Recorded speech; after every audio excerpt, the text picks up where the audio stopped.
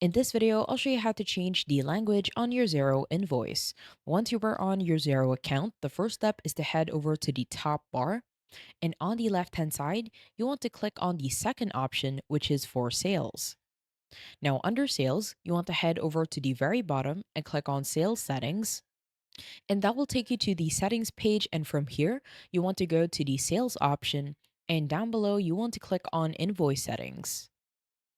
On the invoice settings, what you want to do is simply head over to the first option, which is new branding theme. And in here, you can now manually customize everything so it appears to your preferred language. Now, let's say we want to change the language into Filipino. So you want to head over to the name and name this branding theme into Filipino. Now, at the bottom, you'll find here the draft invoice title, as well as the rest of the titles that you will find on an invoice. Now, what you want to do is simply head over to the first option, which is the draft invoice title. And let's say we want to change this into Filipino. So instead of invoice, we will name it as recibo. Now, this will be different depending on the language that you will use, but the point here is to manually change the titles in order for you to understand or in order for you to change it to your preferred language. So, what you want to do is simply head over to each and every title, and from here, you want to change it to your preferred language.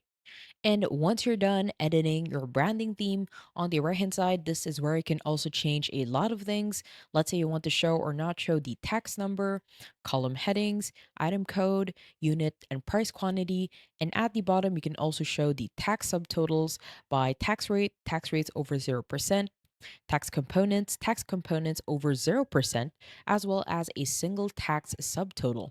You can also show the currency conversion as a single tax total or not show anything. And you will also have a few options if your payment services are a credit card as well as PayPal. And once you're ready to save your changes, head over to the bottom and right corner and click on save.